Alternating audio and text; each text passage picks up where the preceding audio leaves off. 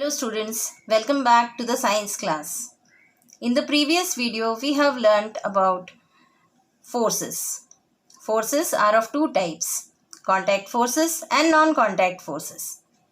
We have discussed about contact forces in detail.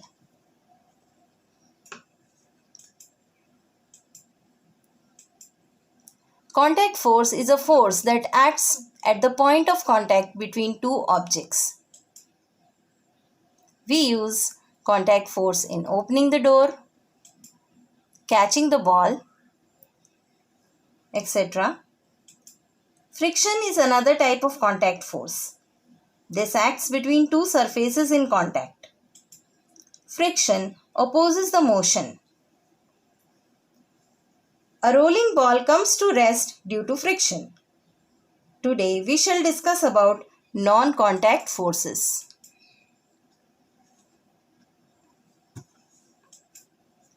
Non-contact forces do not require physical contact. They act from a distance. That means for non-contact forces, it is not necessary that the two objects should touch each other. Three types of non-contact forces are magnetic, electrostatic force, and gravitational force or force of gravity. Let us discuss them one by one. What happens to a ripened fruit when it separates from the branch of a tree? It always falls down. Why doesn't it go up? When you throw a ball up, then also again it comes back to the ground. Why doesn't it remain up? This is because of an attractive force which exists between all objects that have mass. This is a force dependent on the mass of the objects and distance between them.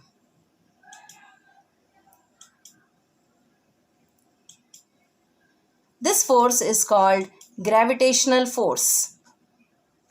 As I said that this force is dependent on the mass of the objects and distance between them, when the objects are having more mass, there is more attraction between them.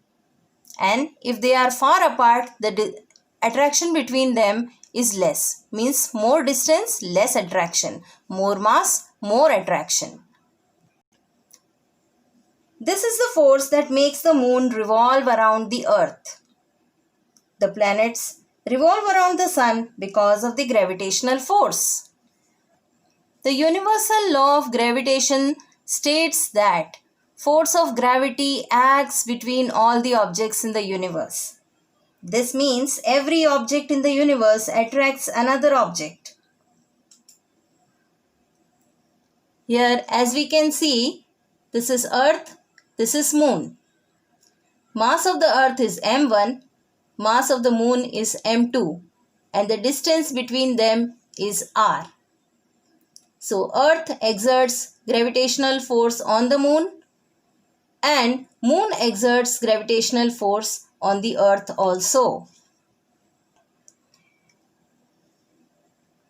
Children, here a comb rubbed on dry hair is brought near the pieces of paper. You can see it attracts the pieces of paper. Normally, objects do not have any charge. But when we rub two objects, they become charged. One becomes positively charged, another becomes negatively charged. When we bring one of these charged objects near uncharged object, it attracts. So here the comb was rubbed on the hair, so comb has attained some charge, while pieces of paper do not have any charge. When the comb is brought near the pieces of paper, it attracts the pieces of paper. This is called electrostatic force.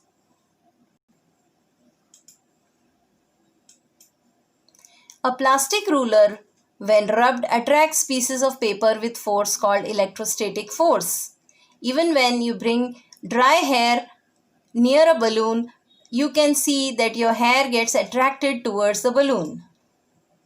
Electrostatic force acts between electrically charged objects.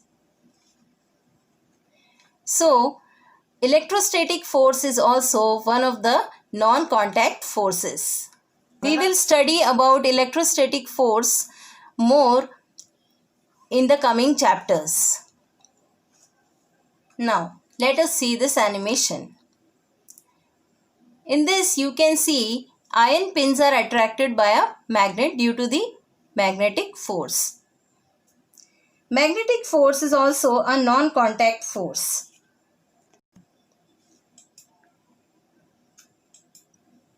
Force exerted by a magnet is called magnetic force. The magnet exerts force on iron, steel, nickel and cobalt.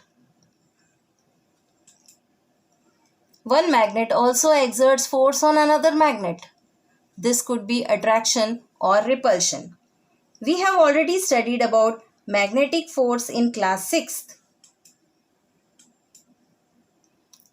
Like poles of the magnet repel, unlike poles of the magnet attract. So children, these are the three non-contact forces: gravitational force, electrostatic force and magnetic force. They act from a distance and they don't need any physical contact. I hope you will find this video helpful in understanding non-contact forces. Very soon I'll be back with a new video. Till then, happy learning.